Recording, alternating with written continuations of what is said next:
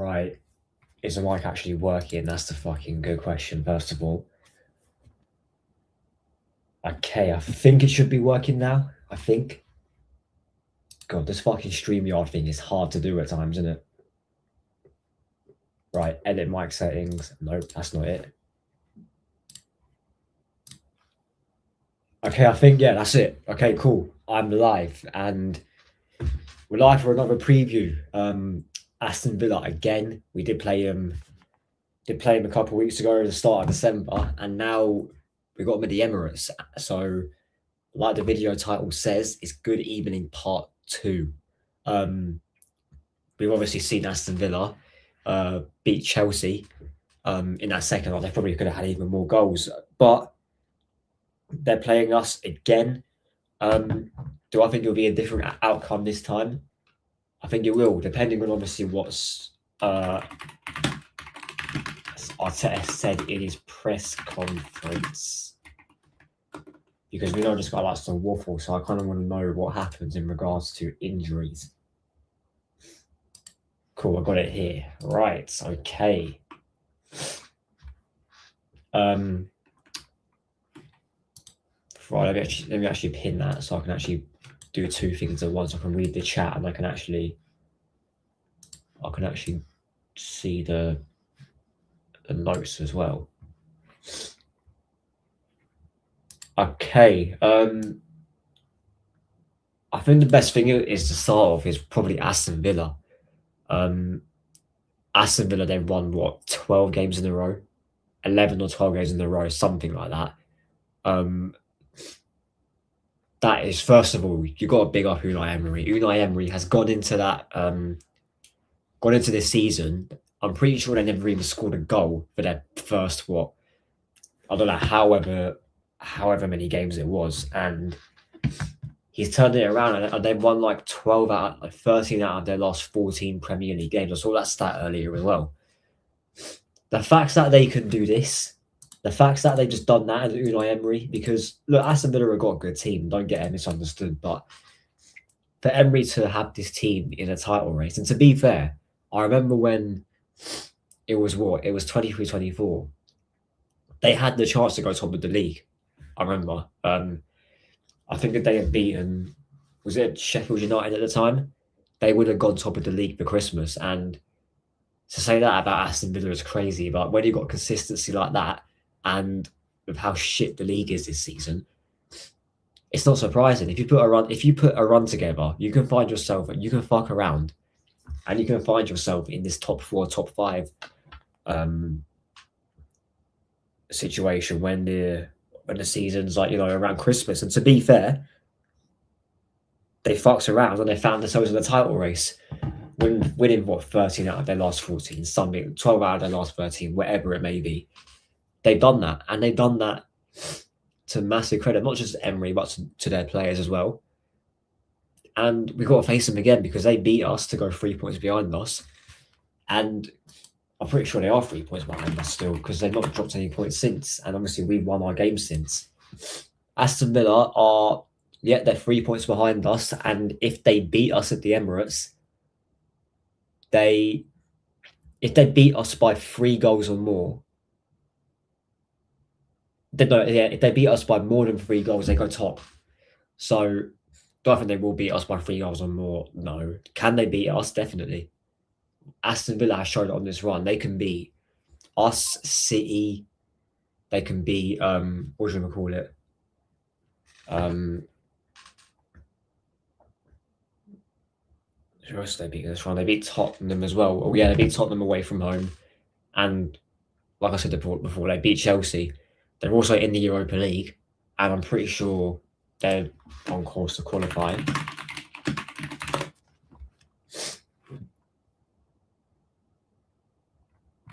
Are they on course to qualify?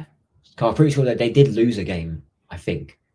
They're third in the table. They've won 5, lost 1, so they're pretty much qualified for the next round of the Europa League. They're flying at the minute. And one thing about Aston Villa, which I don't think they will be in the title race for long, is they concede way too many goals. That's just one thing about Unai Emery, even when he was at Arsenal. It was very rare, from what I can remember, And to be fair, it was a while ago, but we never really were keeping any clean sheets. Even with us, we didn't really keep many clean sheets. I'm pretty sure there was games like Watford. We lost to Southampton, I think 3-2. That remembers one. We got banged at Anfield, banged at the Etihad. We never really kept clean sheets under Emery. And to be fair, the defense we've had, the defense we had back then, in my opinion, is worse than what Aston Villa have got now, because they've actually got a decent defense. I rate Matty Cash, although he won't be there tomorrow. Konza, Torres. They've got Luca Dean, Matson. They've got a decent defense. It's not a title-winning defense, in my opinion, but look, they fucked around and they found themselves in the title race. Eden and Yash, nice to see you for the first time. Yeah, big up, Manny. Nice to see you in this chat as well. What else is there? Yes, they are. They lost to Go Ahead. That was the one, yeah, because I'm pretty sure they lost some random game that they shouldn't have lost at all. I'm pretty sure they were 1-0 up in that game, weren't they? Because I did watch that for a bit. But yeah, to be fair, we didn't have the best defence under Emery. Mustafi, Kolasinac, Socrates. Yeah, that's right. We had Lichtsteiner, Bellerin, David Luiz, who was an absolute clown at times. It wasn't really until the summer after where we got like Satini in. I think he had Rob Holding in the team until we got injured. I think Chambers was there as well. I can't quite remember. I think it might have been actually, yeah. But yeah, pretty much exactly what you're saying, mate. Their defense, our defense wasn't that good. And do you know what? I saw, I think it was Troops actually who said that. Big ups to Troops as well. He said that on, I think it was a Daily Mail show. If Emery had this team that was given the money Arteta got, he'll win a league title. And you're seeing the team that Emery's built, this Aston Villa team. A handful of their players were back from when they had Dean Smith in charge, Steven Gerrard in charge. If Emery had the money from what Arteta's given us, pretty much £1 billion, Unai Emery wins the title with Arsenal, or he wins something. He wins a trophy. He wins more than just an FA Cup. We did get banged in the Europa League final, and I don't want to go back on that because that was a fucking horrible night. However, he got us to a European final, something that Arteta's gone close to doing, got us to a Champions League semi, and got us to a Europa League semi, albeit under Unai Emery. But Arteta, he doesn't get us to finals. He gets us to semi-finals. We are toothless in semi-finals. And that's a mentality thing. Unai Emery has got this Aston Villa team firing. Their team isn't exactly amazing because quite a few of their players are still there from when Stevie G was there. McGinn was still there. Cash was there. Martinez was in goal. Pretty sure Konza was still there, I think. Emery did buy Tillemans. Ollie Watkins was still there. And to be fair, he was scoring a decent amount of goals back then. But yeah, you gotta fully give up to him, man. Tomorrow will be a watershed for Villa. If they beat us, God forbid, of course, they will be in a title race and their board will back Emery with support and some loan signings. I think that they're in a title race. Like, to be fair, one thing about the Premier League and any league is you are in a title race until you're not.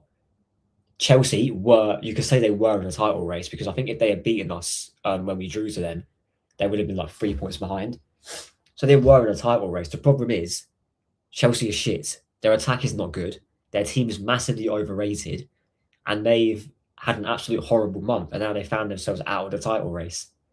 And yeah, they've, to be fair, I think, was it 23-24? I think it was last season. They bought Rashford, or whatever season it was. They bought Rashford, Marlon.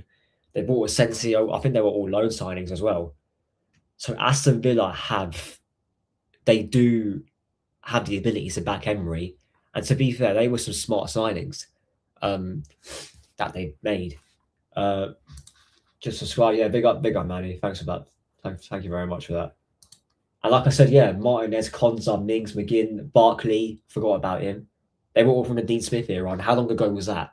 they got promoted again in what, 2019, 2020, and they've not really improved it a lot. Well, I say improved. They brought some good players in. They brought, like I said, Onana, Tielemans, Torres. We weren't there before. I think they bought. I think Steven Gerrard bought Luca Dino. Correct me if I'm mistaken, but yeah, the whole point is that massive call was from when they got promoted, and they were relegation threatened.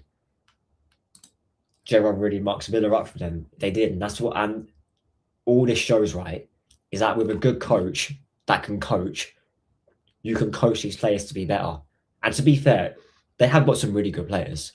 That's one thing I'll give to Aston Villa. It's just they've been mismanaged. And Unai Emery's found a system. I say found a system. He does, he has got a very pragmatic style of play, but it works.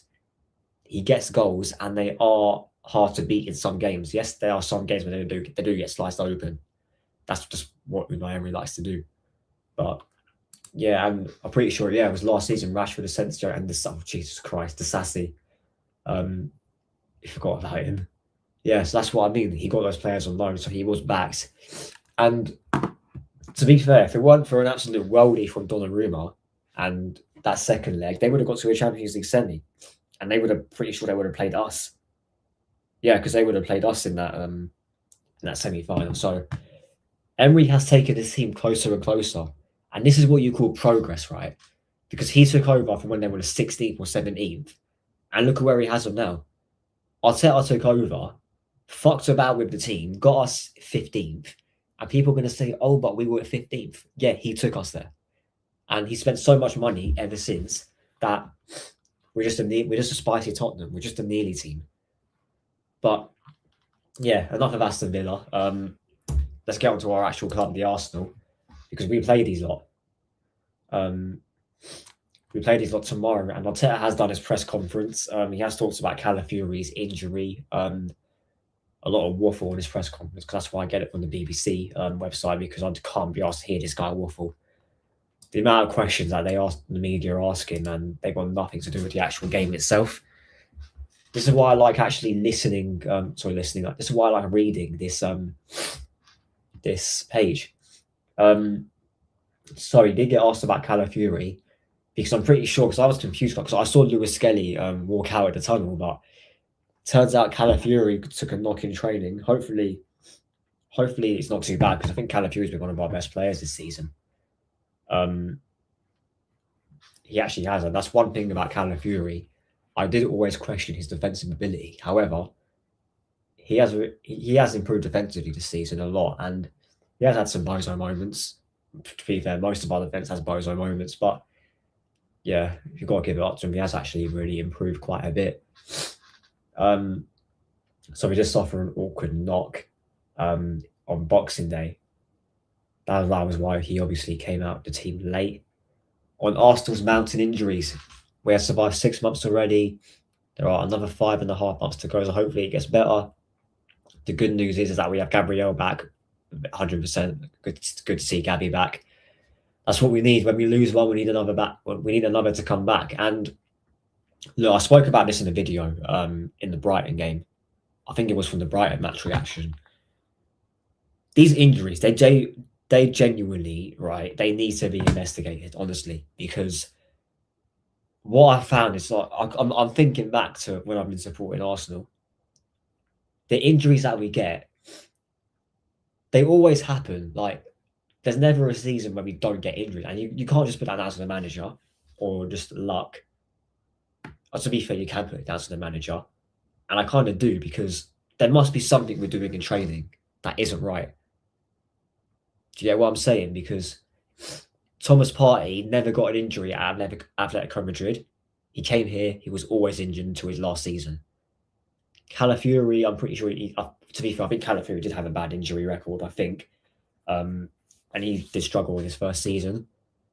Norgard, he was never injured at Brentford, comes to Arsenal, gets injured. He's mismanaged Saka. He's mismanaged Rice, in my opinion, because Rice is getting to that point now. Yeah, he played all right at right back, but I say all right. He wasn't amazing, and I don't blame him at all, because he's not a right back. Odegaard, he's been a fucking paperclip this season, literally. Who else? Because there's been more. Martinelli's mismanaged.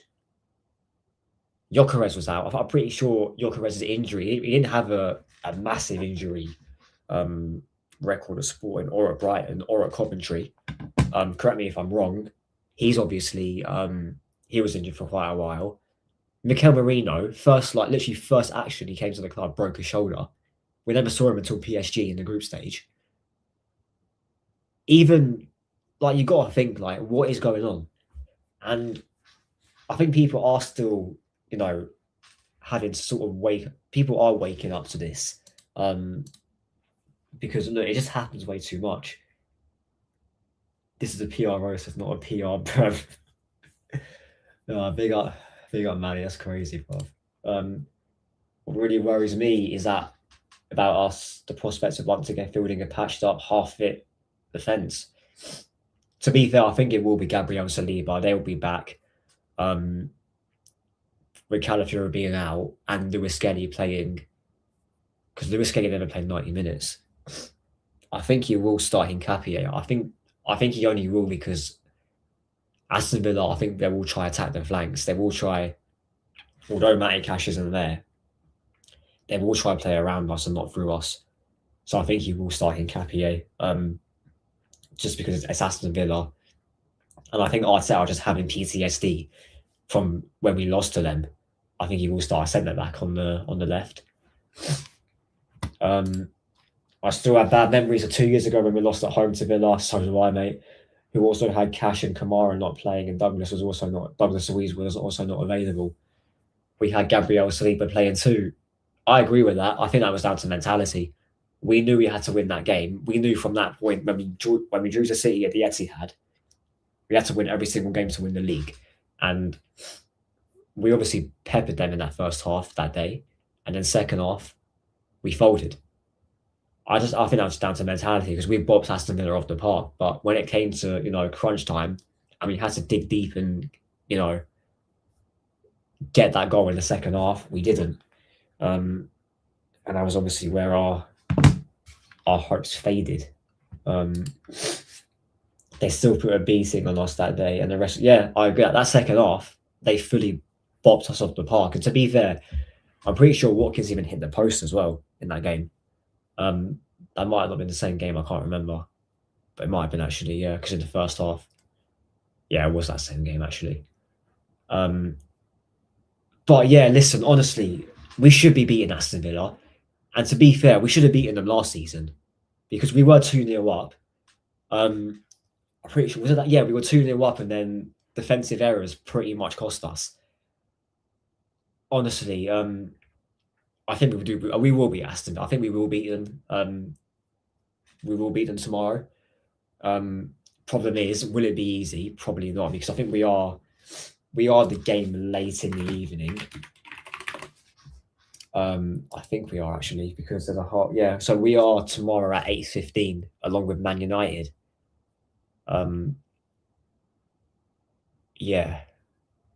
Yeah, we should beat Aston Villa. I don't want to, because let's be real. If we don't beat Villa, they go level on points with us. Also depending if they don't spank us like 3 or 4-0, which I can't see happening at the Emirates. And then if Man City, who have Man City got? They've got. Bro, why the fuck is this Google site so dumb at putting the fixtures out? Oh, bro, someone help me in the chat, please. I can't find the fucking fixtures. Man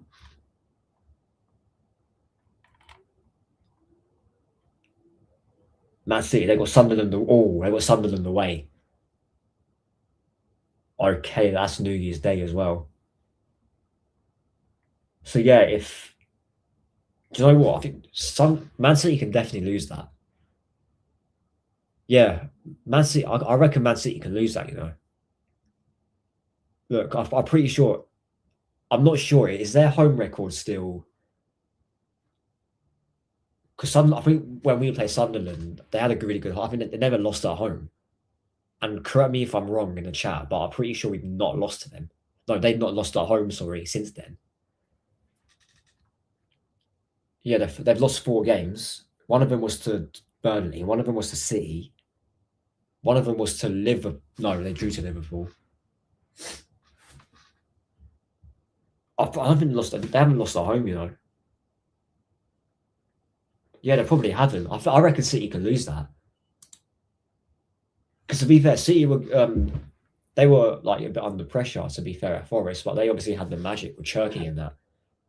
Yeah, City can definitely lose that. I don't want to say they will lose that because it's Man City. They can put anything out the bag, but yeah, they can definitely drop or at least drop points there. Or big up Aaron Talks Football, man. Keep spitting facts. I've seen some of your content. I've seen quite a bit of your content as well on Gunner's channel, on Potts' channel. All right, listen, you're fucking hilarious, man. Big up as well. And the way you say things out of proper blunt as well, that makes it even more funnier. Especially when you're with that positive down and whatever his name was. That was fucking hilarious. Oh yeah, big up, man. Nice to see you in the chat supporting. Yeah, Watkins and Tillemans hit the post. Yeah, it was the second half. Tillemans hit the post. I remember. Yeah, then we have fucking Zinchenko playing, didn't we?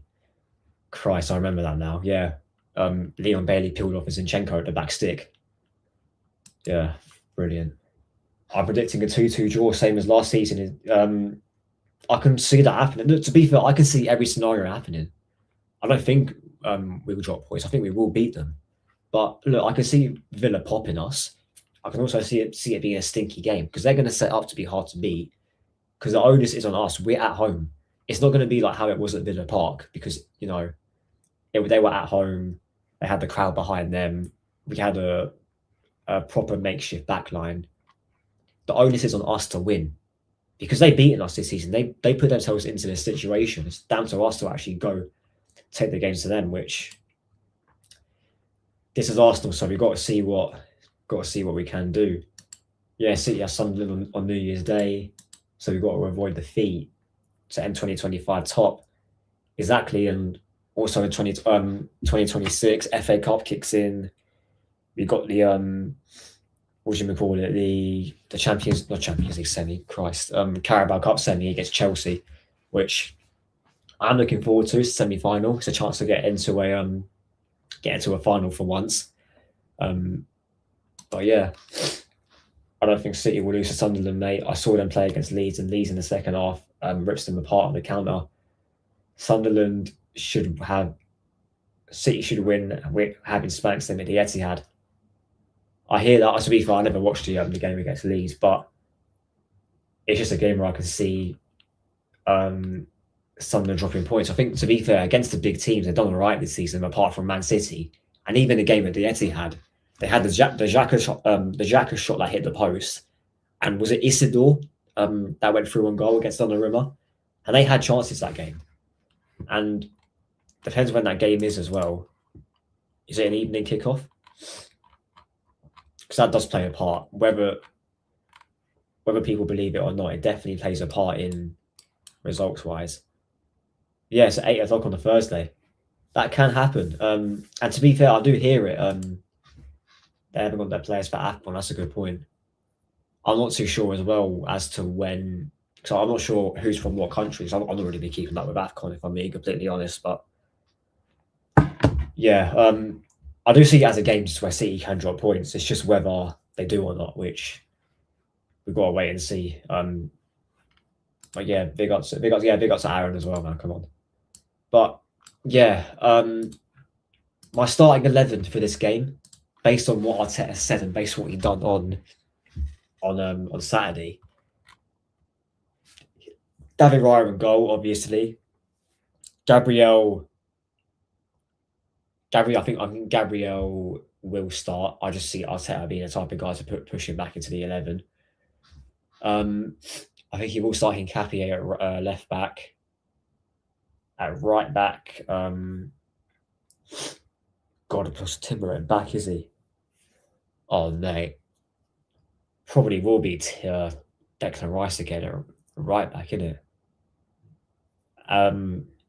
It will likely be Zubi, Marino, and Erdegaard. I don't see him starting Eze in this game. And then Gyökeres going to be up front. Great. That's going to be fun, isn't it? Christ. Saka and then probably Trossard Yeah, I think it will be. That's the same team apart from Skelly for Nkapie, isn't it? I think it might be, Yeah. So I think the only change he'll make is I think he'll put Nkapie at left back. And he's done that before, and I won't be surprised if he does it again. I think if anything, he will bring Skelly on if we need to get maybe some control in the midfield. So I don't know what Aston Villa, what team they're going to play. But yeah, I think score prediction. I'm going to go with 2-1 to Arsenal. I think it will go the same way as a Brighton game.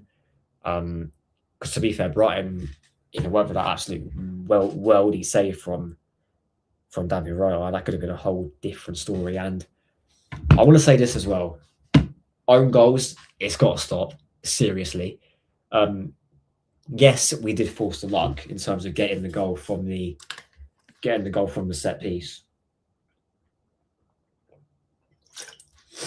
but to score 4 own goals in your last 4 games, what was it? 2 against Wolves, and that was a disgrace in itself. Everton was a penalty, and then 1 against Palace and then 1 against Brighton. We've got to look better. I keep saying this every single week, right? We've got to improve from open play, but we don't. And it's annoying because at some point we're going to fuck around and find out, honestly, because you can't rely on own goals, you can't rely on set pieces, and now we're combining the two. We're getting own goals from set pieces. That's how bad it's got. I'm pretty sure it's been the exact same goal from the exact same. Yeah, because I think was it the Lacroix own goal was from a set piece, if I'm completely not mistaken, and I'm pretty sure. Yeah, and the Ruta the own goal that was from a set piece as well. We literally combined in one terrorist act, another terrorist act, and slicing them together. Like it's crazy, isn't it? Honestly. Declan Rice is capable of a big run, but I think that poor bloke is tired. I completely agree, mate. This is why at times I despise Arteta, the way he mismanages his players. I agree. Declan Rice, he's played way too much football. I can't even count on 2 hands games that he's missed over the past since he signed for the club. And against Palace, we've seen Norgard play well. I thought he played excellent against Palace. He is more than capable of slotting in there, whether it's to replace Zubimendi or replace replace Declan Rice. He is more than capable of doing that. And another thing as well, I've been saying this for so long. There's so many games where we don't have to play Declan Rice and Zubimendi together. Maybe tomorrow because it's Aston Villa and they're a good team. But against Wolves, Palace at home we don't need to. Leeds at home, we don't need to. All these teams at home, West Ham at home, we don't need to. And to be fair, we didn't until Ødegaard got injured. You can play a midfield of either Norgard, Zubi, or Rice, either one of them 3, and then play Eze and Ødegaard together. Ødegaard, in my opinion, is number 8. He's more than capable of playing there. I think he should be playing there. In the games like this at home, we should be playing them type of 11s against the big teams away from home. You can definitely play a midfield of Rice and Zubi just for that defensive solidarity. And in this case, we don't need to do it because our defense is so good, and the way Arteta sets us up, that's one thing I give him massive credit for, is that setting us up defensively, we don't concede many goals. We have done recently, obviously, but we don't really concede many at all. And this is why I despise Arteta, the way he mismanages players. Exactly. That's the point I made earlier. Aston Villa will have the midfield covered. It's at right back, that they might give us a problem. If Pau Torres is fit, he comes back in alongside Lindelof and Konsamu to the right. Yeah, and that will help deal with because obviously he seems to be adopting this thing where they play centre backs at full back as well. And he probably will start up in that 4-4-2 like he always. Because I'm pretty sure most big games, even at Arsenal when we had Ober and Lacazette, he would always start up in that 4-4-2. Who he does it with, I don't know, because Watkins came off the bench against Chelsea. So whether he saves Watkins for when the game's maybe not going as it should be, and he brings him off the bench, maybe. just like 2 years ago. Facts, mate. Man, yeah. If Rice gets a long-term injury, we are completely screwed. Exactly, man. Rice, whether you guys rate him or not, I don't rate him as highly as a footballer, but what he gives you as a team, his running, because Zubi's got no legs, so having Rice in the middle gives him that. To be fair, it's similar to what Jorginho used to get from Rice. When Rice and Jorginho played together, I thought that was a very good midfield. Yes, we had Thomas Partey, who was a better midfielder, but when Jorginho was here, and the reason I say Jorginho is because we Jorginho is similar to Zubimendi. They play the game in a similar way. Oh, I'm not quite sure how to help you. Bro, shut up, Alexa. Fucking, I didn't even say it. But yeah. What was I saying? Yeah, Zubi and Rice, Zubi and Jorginho, they're similar types of players, and that's why I kind of I'm more happy to see Declan Rice playing that sort of pivot role. And when you lose Declan Rice's legs and his defensive awareness, you're kind of fucked. And we definitely, and I can't remember what game it was. It might have been Brighton in the cup. We were getting carved open at times, and that was when we had Marino and Norgard in the midfield. All right, big up Crash the Gruner as well, man. Nice to see you in the chat. The way we are playing is not sustainable whatsoever, and unless things change, we will get found out quickly. We're gonna fuck about and find out at some point.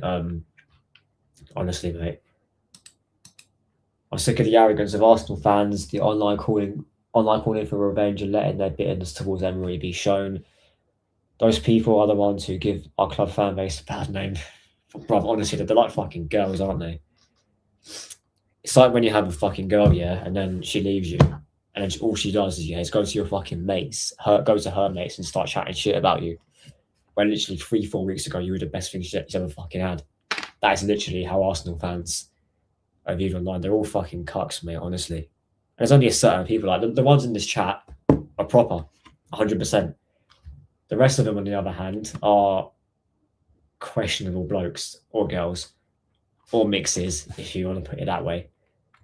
And a lot of them are hiding behind Bukayo Saka, Gyökeres, Ødegaard profile pictures.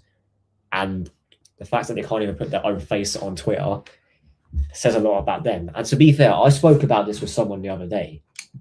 I think you get a lot of these trolling accounts on social media, right? One thing I want social media to do is I want it to be a thing where you have to show your face in as like a form to actually make an account. So you have to put your face on there to actually have the ability to talk on social media, because there's no way that there's people out there who can just chat shit behind the screen, whether it's just being childish or whether it's being like, properly offensive, and they think like they can hide behind the keyboard and do nothing. There needs to be a thing where you have to have your own, like not the digital ID thing, not in that sense, but just have your own face on there, so they're not just chatting shit behind the screen without people knowing what they look like. And when it comes to having to report someone, then we can do it, with name and shame. I've got no problem with doing that at all, and that's what it should be. Because let's be real, the people that call the likes of us negative and that, and they're hiding behind Mikel Arteta fan accounts. Like, I remember the other day there was a Zubimendi fan account who was obviously pretending to be Zubimendi, and when we dropped points, I think I can't remember what game it was. He made like a whole apology post, and it was obviously in Spanish because Zubi can't really speak English like that, I'm pretty sure. They and then Twitter, because I think they had the AI built in, it clocked onto that it was a fake Zubi account. And people like that, like I genuinely fear for them, honestly, because when they walk out into the real world, they're fucked, because that's literally what they do all day. And you could say it's sad, but at the same time, it's weird. Like, it's proper weird, honestly. Read that already as well. Ødegaard slows down the game with unwanted touches at crucial times in the opposition box. That's what I'm saying, and that's one thing. That's why I said don't play him in the 10, because playing in the 10, your decision making, has got to be it's got to be on the point when you're in and around the box. That's why Eze is better in the 10, in my opinion, than Odegaard. Odegaard is better at carrying the ball forward from deep. That is why I would rather see Odegaard in the 8 and Eze in the 10 together, because they can do that together. And then maybe Norgard, Zubi, or Rice, either one of them in the 6, the screening. Because like I said, in certain home games where we're going to dominate possession, the team are just going to sit back. You want as many attacking players in the box as possible, because there's genuinely no need to play half of these players in the 11. Are you on Instagram or Twitter? I'm on Twitter. I'll put the ad in the chat right now, actually. Instagram, I am, but I'm not yet, because I need to get my football account sorted out. My ad, I'll put it in the chat now, actually. At Yash, like my Mac, I'll just read Yash Talk.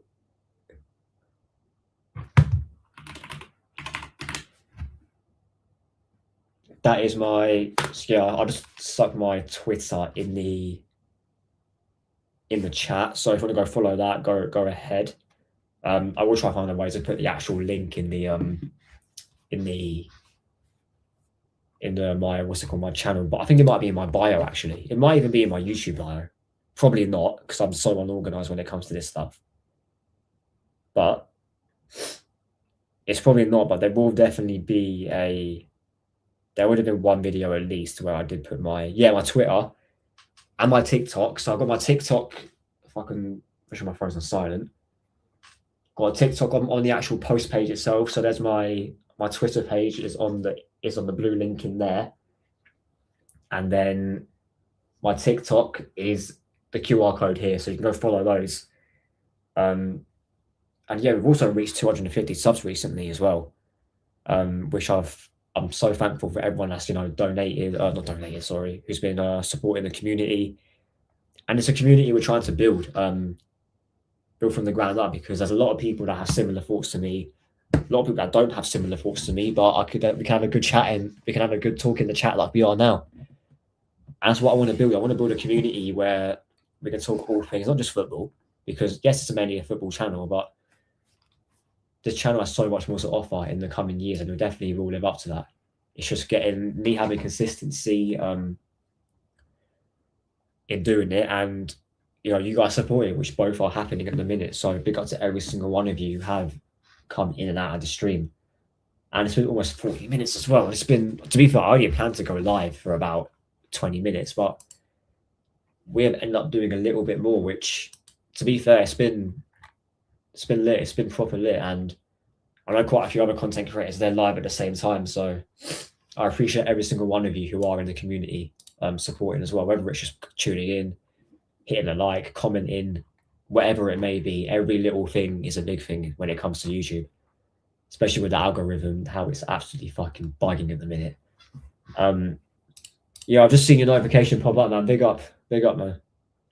Yeah, I've just seen it up here because I've still got notifications on the Twitter. And to be fair, one thing about my Twitter is that whenever I do go live, I will stick it on the Twitter feed first and foremost. So it will be on there. So literally every time I go live, it will be on this thing. Every time I tweet during the game, for example, it will be there as well. And yeah, there's no football tonight, is there? I don't think there is any football tonight anyway. No. So there's Burnley, Newcastle, Chelsea, Bournemouth. Let's go through some of these quickly. Burnley, Newcastle. Obviously Newcastle winning that. Chelsea, Bournemouth. Do you know what? Fuck Chelsea, yeah? Fuck Chelsea. 3-2 Bournemouth. Bournemouth haven't won in God knows how long, and they go to Stamford Bridge. Semenyo, yeah, you know what? Semenyo brace, 3-2 Bournemouth. Why not? Forest, Everton, that will be a stinky game. I'm not watching that. I'll go 1-1. West Ham against Brighton. I'm going to go 2-0. 2-1 Brighton.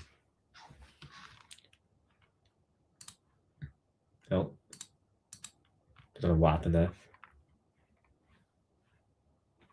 there. Obviously, Arsenal, Aston Villa. I said 2-1. Arsenal, Man United, Wolves. I'm going to go 4-1. United. Should be anyway. Crystal Palace, Fulham. I'm going to go 2-1 Fulham. Palace, they look knackered against Tottenham. And to be fair, Tottenham weren't even that great. And they maybe could have had a few more goals. But yeah, Palace, they look jaded, man. Every time they got to the final third, it's like the games were crashing up to them because I've seen them way better. But one thing I will say is that, what do you call it? Palace have got quality in attack, and they've got quality with the likes of Adam Wharton and that, who he looks really good the other day. But yeah, I do think Fulham will win that. Liverpool, Leeds. I'm going to go draw. I'm going to go 1-1 in that game. Sunderland, Man City. I'm going to go Sunderland, Man City. You know what? I'm going to go 1. I'll go 1-1. I think they will drop points. And then Brentford, Tottenham. Christ. I'm going to go 2-2. No, actually, no. It's at Brentford, isn't it? Tottenham, because it's hard to Tottenham. They're a funny team, man. Because they're at times that they look okay at times defensively. It's just they stink in attack, man. I'm gonna go 1. You know what? Yeah, I'm gonna go 1-0 Brentford. Yeah, there isn't, because I'm pretty sure this round of games, these round of games, they only happened about a couple of weeks ago. So it's obviously been a quick turnaround. And then we got a new set coming next week when we play Bournemouth away. That's going to be that's going to be tough because we're going to make it tough, but that should be a win because they've been horrendous. Everton should beat Forest. I could see Chelsea drawing against the Cherries, who need a result. Exactly, yeah, I'm pretty sure they've not won in like 8 games. Something stupid like that. And they got smoked by Brentford, didn't they? In their last game, I'm pretty sure. Yeah, 4-1. There was that own goal. It took about 5 touches before it went in. But yeah, they're in absolute freefall, honestly. And to think as well, because they did lose quite a few. I think they lost quite a few of their back four. They lost Kepa to us. They lost Zabani, Hoyson, Kirkes, and someone else as well. And they started the season all right from what I can remember, but they've been an absolute freefall ever since. And to be fair, they even got a point against Chelsea, and they were the better team against them. So I genuinely would not be surprised at all if they go to the bridge and win. And Chelsea look shit anyway.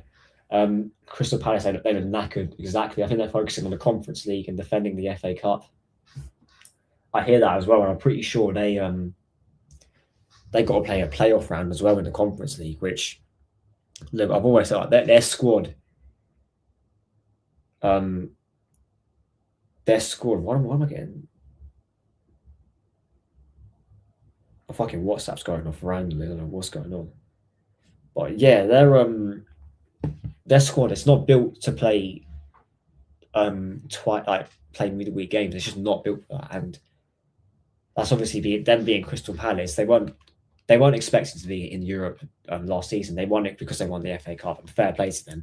But you can tell how bad it's catching up to them. City will sway with a 2-1 win and a Stadium of Light. I do agree with the 2-2 in a Thomas Frank derby. It is a Thomas Frank derby, isn't it? And they won the last one. I think Xavi Simons scored his goal, didn't he? But he won't be there because he got suspended against Liverpool. But I'm pretty sure Romero's going to be back as well. So I think it'll be Van der Ven and Dan, because Danzo played last game.